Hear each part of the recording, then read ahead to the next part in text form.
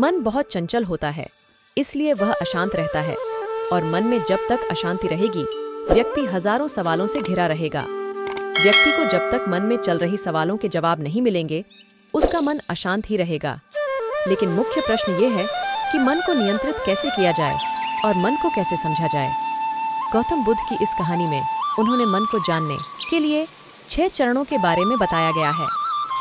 शुरुआती 5 चरणों को जाने बिना आप मन को नहीं समझ सकते हैं। जानते हैं इस कहानी के बारे में।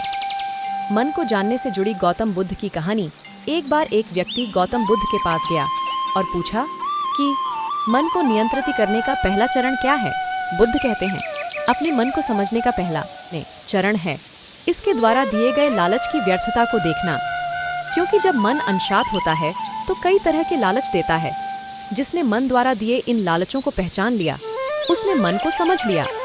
फिर व्यक्ति बुद्ध से पूछता है, लेकिन हमें यह कैसे पता चलेगा हमारा मन हमें लालच दे रहा है और वह लालच व्यर्थ है।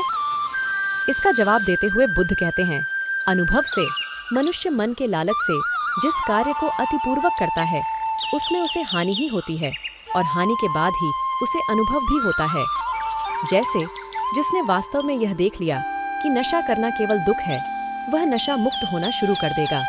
जिसने जान लिया कि ईर्ष्या से खुद का नाश होता है, वह ईर्ष्या से मुक्त हो जाएगा। मन को समझने का यही पहला चरण है। बुद्ध बताते हैं मन को जानने का। दूसरा चरण व्यक्ति बुद्ध से पूछता है, यदि व्यक्ति पहले चरण से यह जान जाता है कि वह मन द्वारा दिए लालचों के कारण दुखी है, तो फिर दूसरा चरण क्या है। बुद्ध कहते हैं, खोज पर निकलना।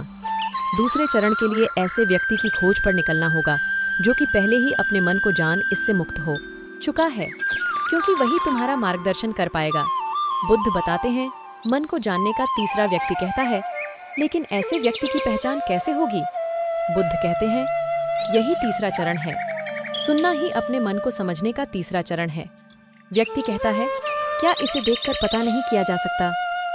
बुद्ध कहते हैं, देखने में कोई व्यक्ति बहुत शांत और अच्छा लग सकता है, लेकिन उसके मन के भीतर क्या है यह उसके शब्दों से ही पता चलता है।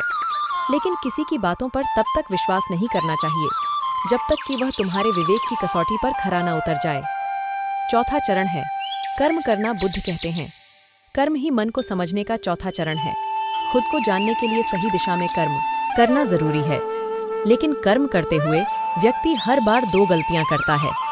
पहली गलती है यह कि शुरुआत ही नहीं करना, और दूसरी गलती पूरा रास्ता तय नहीं करना। इन दोनों गलतियों के पीछे हमारे मन की ही चाल होती है। व्यक्ति अपने कर्म को पूरा इसलिए नहीं कर पाता क्योंकि वह सोचता है कि मैं कल से शुरुआत करूंगा, तो कोई यह सोचता है कि मैं असफल हो जाऊंगा। इन गलतियों का मुख्य कारण है जागरूकता की कमी। इसके बिना मन व्यक्ति को उसके सही दिशा में चलने नहीं देता। मन को जानने का 5वां नियम है जागरूकता। बुद्ध कहते हैं, मन को जानने और समझने का 5वां चरण है जागरूकता। इसीलिए हर कार्य को जागरूकता के साथ करो। बिना जागरूकता के साथ किया गया कार्य या फिर जिया गया क्षण मृत्यु के समान है। व्यक्ति बुद्ध से पूछता है, अपने जागरूकता के स्तर को कैसे बढ़ाया जा सकता है। बुद्ध कहते हैं, ध्यान से। ध्यान ही मन को जानने, समझने और नियंत्रित करने का अंतिम चरण है। यानी ध्यान ही वह नाव है जिस पर बैठ मन रूपी नदी को पार किया जा सकता है। जिस व्यक्ति ने इन शुरुआती 5 चरणों से ध्यान को जान लिया, उसने अपने मन को जान लिया। गौतम बुद्ध के जारी है। अगर यह आपको कहानी पसंद आए तो प्लीज हमारे चैनल को सब्सक्राइब, लाइक, कमेंट दोस्तों के साथ जरूर करें, ताकि आपके लिए ऐसी ही कहानी लाता रहूंगा। Thank you.